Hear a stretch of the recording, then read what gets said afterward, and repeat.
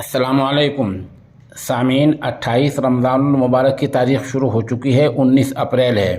ख़बर का उन्वान है अतीक अहमद को शहीद बताया, पार्टी ने उसको 6 साल के लिए निकाल बाहर किया। ख़बर तफसील से सुनिए। प्रयागराज इलाहाबाद के वार्ड 43 से कांग्रेस पार्टी के उम्मीदवार राजकुमार सिंह ने अतीक अहमद को शहीद बताया, उनकी कब्र पर जाकर फातिहा पढ़ी, सलाम कहा और उनको भारत रत्न अवार्ड देने की मांग की। पार्टी ने इसका फ़ौरन नोटिस लेते हुए राजकुमार को पार्टी से कांग्रेस से 6 बरस के लिए निकाल दिया है।